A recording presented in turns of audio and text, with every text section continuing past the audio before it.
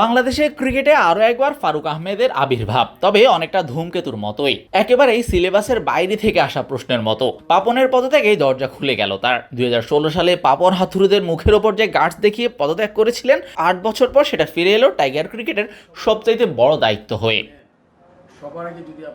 ফারুক আহমেদ দায়িত্ব নিয়েছিলেন গত 21 আগস্ট, যেটা আর 1 মাস পূর্ণ হয়েছে শনিবার, অর্থাৎ 21 সেপ্টেম্বর। যদিও 1 মাস দিয়ে মূল্যায়ন অনেকটাই কম সময়, তবুও হিসেব কষা যাক।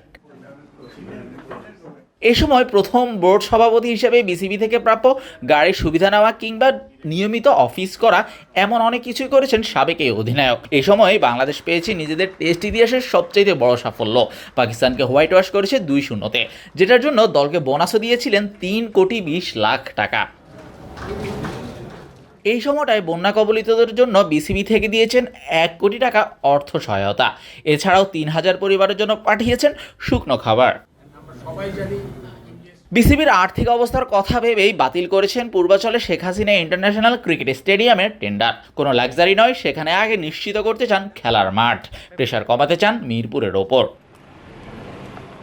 এই সময়ে অনেক পরিচালকই আছেন আত্মগোপনে, কেউ কেউ পদত্যাগ করেছেন। তবে ফারুক আহমেদ তারুণ্য আর অভিজ্ঞতার মিশেলে মাত্র 8 থেকে 10 জন কর্তা নিয়ে চালিয়ে যাচ্ছেন কাজ, যেটা অনেকটাই অসাধ্য সাধনের মতোই।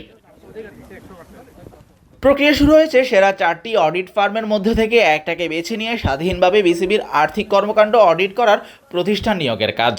গঠনতন্ত্র অনুযায়ী বোর্ড সভাপতি 2 জন উপদেষ্টাও নিয়োগ দেওয়া হয়েছে, যোগ করা হবে আরও 3 জন। এরই মধ্যে জানিয়েছেন ডিসেম্বরের 27 তারিখেই শুরু হবে বিপিএল এর পরবর্তী আসর। এর মধ্যে মিটিং করেছেন দলগুলোর সাথে। পুরাতন দল মালিক, বর্তমান দল মালিক এবং আগ্রহী দল মালিক 3 পক্ষের সাথেই বসেছেন বিসিবি বস। প্রক্রিয়া শুরু হয়েছে 3rd ডিভিশন ক্রিকেট লিগ পুনরায় চালু করারও।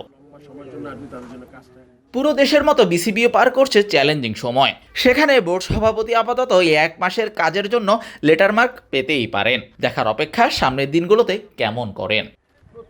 শাহরিয়ার শাওন, স্পোর্টস বাংলা।